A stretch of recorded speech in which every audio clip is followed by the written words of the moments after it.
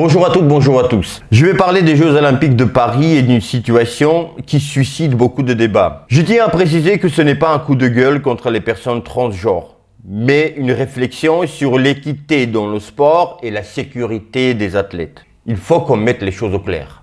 La boxe est un sport où la force physique, l'endurance et la résistance jouent un rôle crucial. Quand on parle de compétition, on parle de conditions équitables pour tous les participants. Mais est-ce vraiment le cas quand des boxeuses qui sont nées hommes participent à des combats féminins? Il ne s'agit pas de nier les identités de chacun, mais de reconnaître que les différences biologiques existent.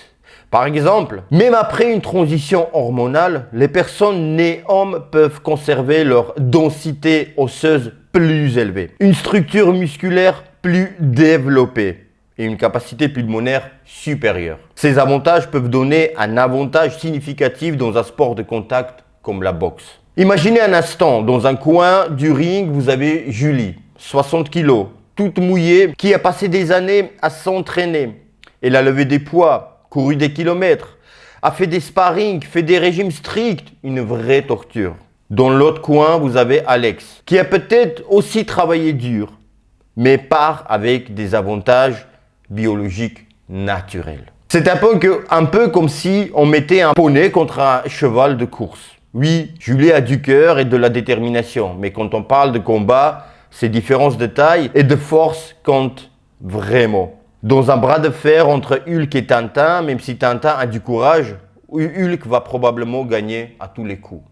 Plus sérieusement, il ne s'agit pas de discriminer ou de manquer de respect à quiconque. Il s'agit de garantir des conditions de compétition justes et sécurisées pour tout athlète. Les femmes cisgenres ont lutté pendant des décennies pour obtenir une reconnaissance et une place dans le sport.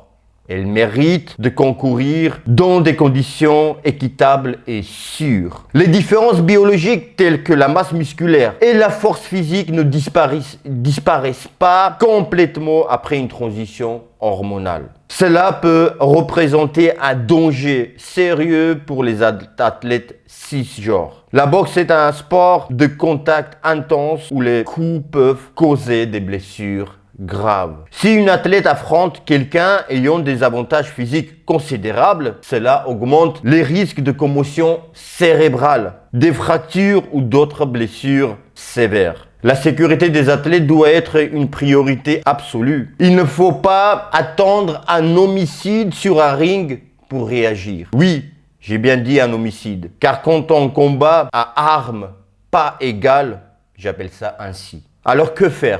Il est crucial que les instances sportives internationales comme le Comité international olympique réévaluent leur politique pour établir des règles qui garantissent à la fois l'inclusion et l'équité. Peut-être que la solution réside dans la création de la catégorie spécifique avec des critères plus stricts pour garantir que tous les athlètes concourent sur un pied d'égalité. L'objectif est d'assurer que toutes les athlètes, quelle que soit leur origine ou leur parcours, puissent concourir en toute sécurité et dans des conditions équitables. Je crois que le Comité international olympique doit trouver des solutions qui respectent toutes les parties concernées tout en assurant la sécurité des athlètes.